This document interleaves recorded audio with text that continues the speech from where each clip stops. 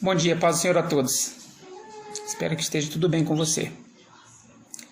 Queria, nessa manhã, que nós pensássemos sobre algo bem atual, um assunto bem atual na nossa realidade, e eu não tenho problema nenhum com a atualidade, com as tecnologias.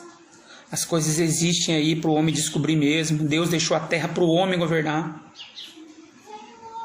A Bíblia vai dizer que o homem, ele foi empoderado de governar a terra.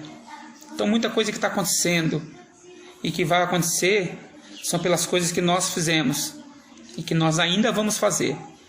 Então as ondas de celulares estão aí, foram descobertas há poucos anos, mas já existe há muito tempo no planeta. Então o homem vai descobrir muita coisa ainda. E muitos dos nossos trabalhos que existem hoje, em 2050 não existirão mais, como muitos já se extinguiram nas nossas profissões. Antigamente o homem do campo ele usava as mãos para fazer o trabalho. Hoje em dia quase todas o tipo de plantação, ou quase 100% delas, são máquinas que fazem. Então o homem ele tem um sentido que as máquinas muitas vezes não conseguem também substituir. Mas não é errado ser moderno. Tem coisas que o computador veio aí para nos melhorar mesmo. Muitas denominações religiosas pregavam contra a modernidade, celulares, tablets. Hoje em dia tiveram que aderir. Então as coisas vão se evoluir. Então a luz da teologia sobre isso é que as coisas existem e vão ser descobertas muitas coisas porque a terra foi dada ao homem.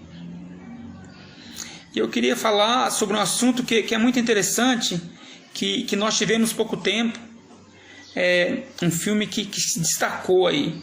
E nós sempre fomos fascinados por super-heróis, né? Tanto é que o Jesus para nós é um super-herói. Já parou para pensar nisso? Então é um filme que talvez nós já até sabíamos o final. Mas a maioria dos filmes de super-herói a gente sabe que sempre os vilões perdem, então a gente sempre... Mas parece que veio um filme para mudar um pouco isso. Ele é um filme que passou há um tempo atrás, é um filme de anti-herói. Né? E ele bateu o recorde nas vendas. Talvez você tenha assistido, talvez você tenha ouvido comentar. O filme fala de um senhor, de um moço que tinha um distúrbio mental. E o nome dessa doença era pseudobulbar. Ela causa deficiência nos movimentos. E esse filme que eu estou falando para vocês é o Coringa, gente. Tá?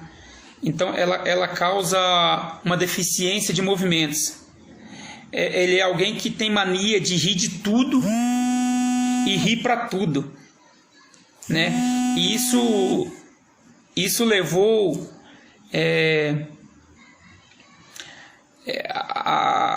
a indiferença. Por causa disso, por causa dessa doença, esse homem acaba perdendo tudo. Então, se você não assistiu o filme, eu não estou dando spoiler, mas já é um filme antigo, né? Mas assim, o que isso tem a ver com a nossa segunda-feira, né? Fala, missionário, o que tem a ver com a nossa segunda-feira? É que muitas vezes nós somos um coringa.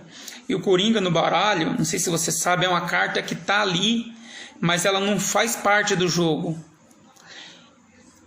Então quem a acha, é uma carta que não faz parte de toda a jogada.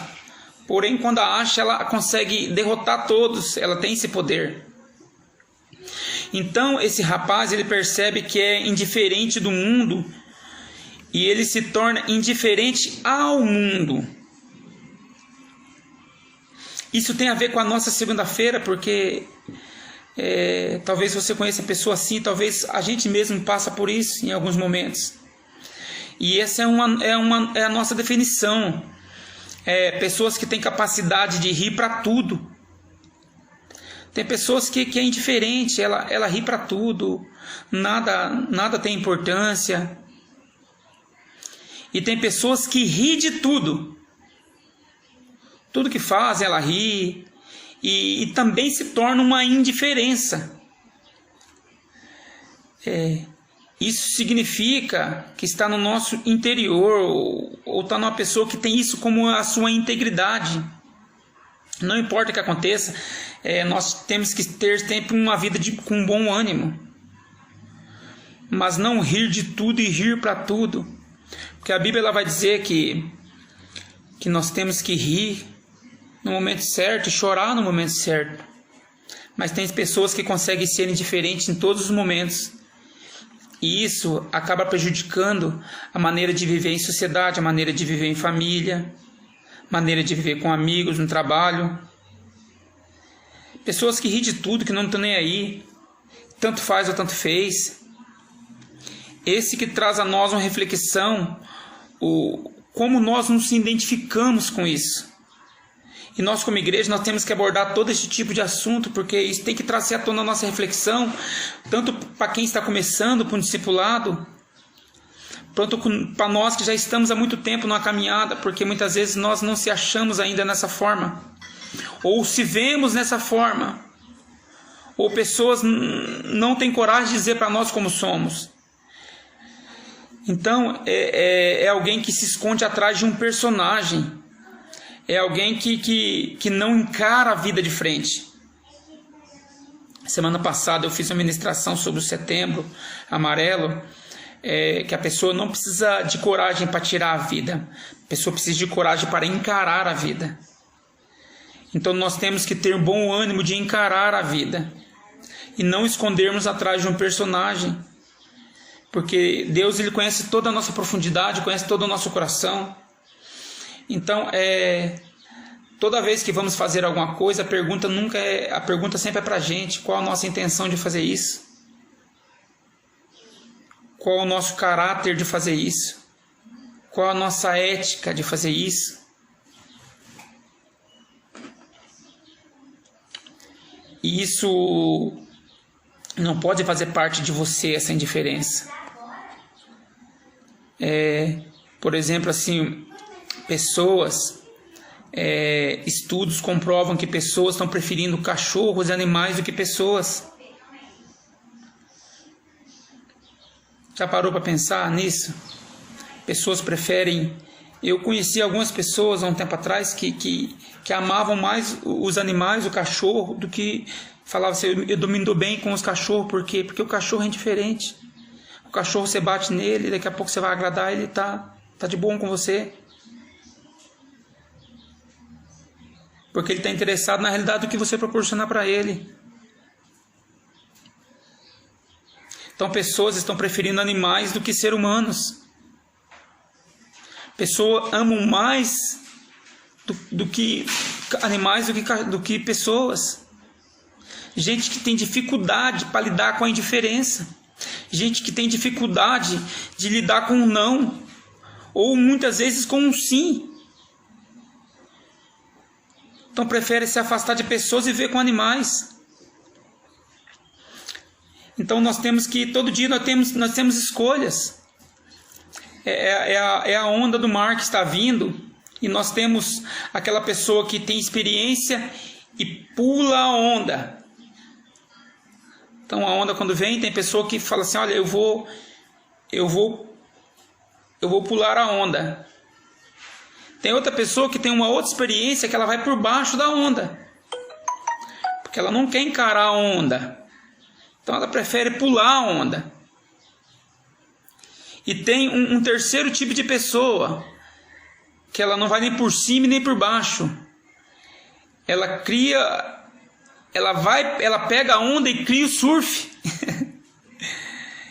Então ela não fugiu, ela bateu de frente, ou seja, ela aproveitou a onda e fez um novo caminho, uma nova oportunidade. E como ela vai usar isso na sua vida, nos seus caminhos?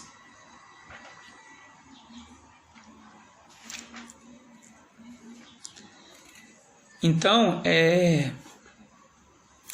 nós deveríamos fugir, deveríamos encarar e criar novas oportunidades. Que muitas vezes nem sempre fugir de uma coisa vai resolver. Muitas vezes, naquele problema, você tira uma grande oportunidade. uma oportunidade de crescimento, talvez até uma oportunidade de trabalho. Mas como ser humano nós temos mania de fugir das coisas e deixar as coisas passarem. Então nós temos que ser discernimento de Deus para entender tudo isso. Agora, por que somos assim? Já parou para pensar por que somos assim? Então eu queria que você abrisse sua Bíblia em Gênesis capítulo 2, versículos 16 e 17, que é um versículo bem conhecido.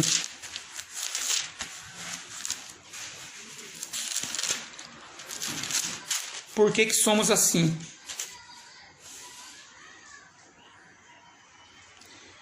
Gênesis 2, capítulo 16 e 17, diz assim: E ordenou o Senhor Deus ao homem, dizendo: De toda a árvore do jardim comerás livremente, mas da árvore da ciência do bem e do mal, dela não comerás, porque no dia que dela comer, certamente morrerás.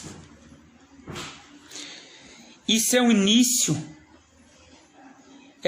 de tudo. Aqui eu quero ligar com você, nessa manhã, os pontos sobre isso. E o que acontece? Houve ali, nesse exato momento, houve uma mistura. Uma mistura do bem e do mal.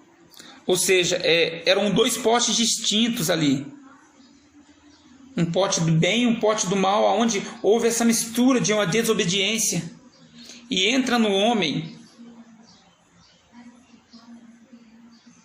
Ou seja, é um café com leite, né? Que era o café, o leite, o bem e o mal, que agora se misturam. Você vai ver isso na passagem do jovem rico também muito claro, onde o jovem chega e fala: bom mestre. E Jesus fala assim: bom por quê? Será que é bom para você? Eu sou bom para você, mas bom mesmo é o Pai. Por isso que muitas vezes o que é bom para uma pessoa pode ser ruim para outra. Jesus era bom. Mas será que Jesus era bom o suficiente para ele poder largar tudo que ele tinha e dar aos pobres e seguir?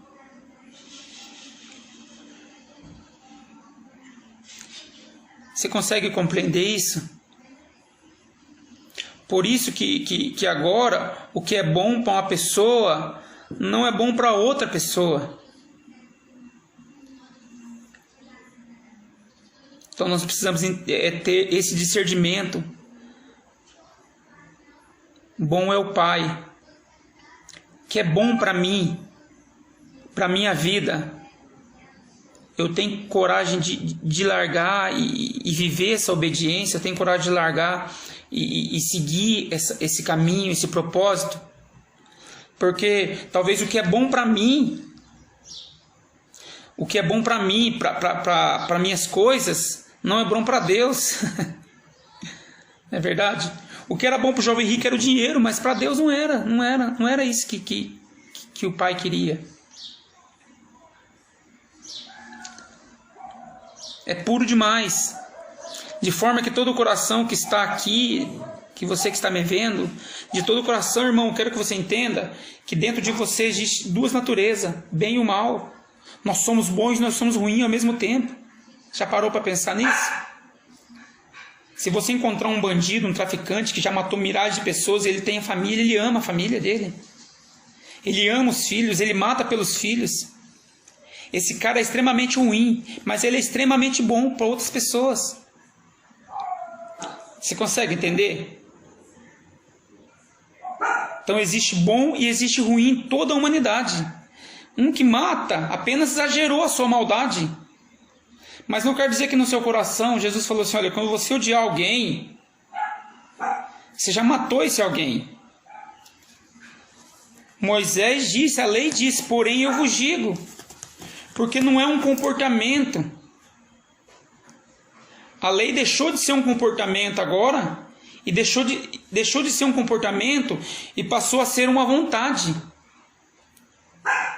Porque cumprir toda a lei sem vindo do fundo do coração não tem sentido. Jesus ele veio para dar um novo sentido à lei, de uma coisa que os sacerdotes, os fariseus, todo mundo aquela religião vivia, era de cumprir uma lei, mas sem fundamento no coração.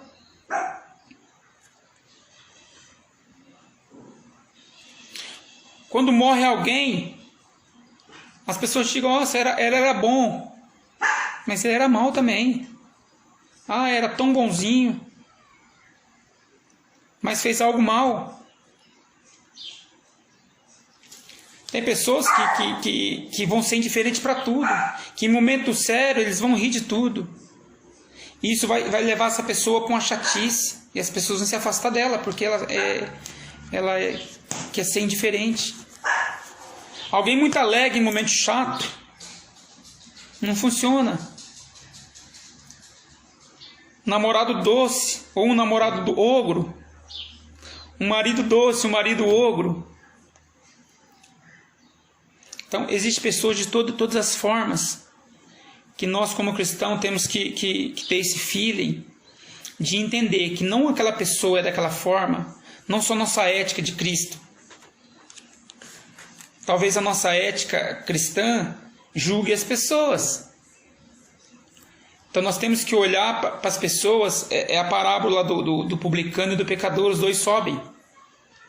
Um ora a partir dele, outro ora a partir de Deus. E você vai ver lá quem que vai sair cheio. Temos que aprender a rir para a vida, não rir da vida. Porque a vida vai colocar um monte de obstáculos para nós. Nós temos que aprender a pegar a onda e surfar nas dificuldades. É uma geração de indiferentes. Nós estamos vivendo uma geração de indiferentes. E ser indiferentes, irmão, com as pessoas é o contrário do ódio. A gente acha que o contrário do ódio, que quando a pessoa é indiferente com você, você não sabe o que ela está pensando. Então a indiferença é pior do que alguém te odiar. Porque você não sabe que aquela pessoa... Já viveu numa casa onde dois casais estão brigados? Aí um fica sem falar com o outro. É pior do que se odiar ou eu te odeio. Pelo menos você está sabendo. Indiferente, você não sabe o que a pessoa está pensando. O problema é que nós aprendemos a olhar para a nossa vida com o copo meio vazio. Se o copo está no meio, nós não conseguimos ver ele cheio. Nós conseguimos ver ele meio vazio. Nós precisamos olhar no espelho e não pintar a cara para trabalhar. Saber que somos miseráveis pecadores, mas necessitamos todo dia da graça de Deus. E as misericórdias dele se renovam todo dia para nós. E sabermos encarar as indiferenças da humanidade. Então durante o dia vai vir para mim e para você pessoas que pensam iguais, diferentes, extremamente diferentes que a gente. Mas qual é o nosso olhar? O olhar de Cristo. Será o que é bom para nós é bom para Cristo? Talvez você conheça alguém que é um coringa, que é uma carta que está lá no baralho, mas não faz parte do jogo. Amém? Que nessa manhã nós possamos refletir sobre isso. Deus abençoe a todos.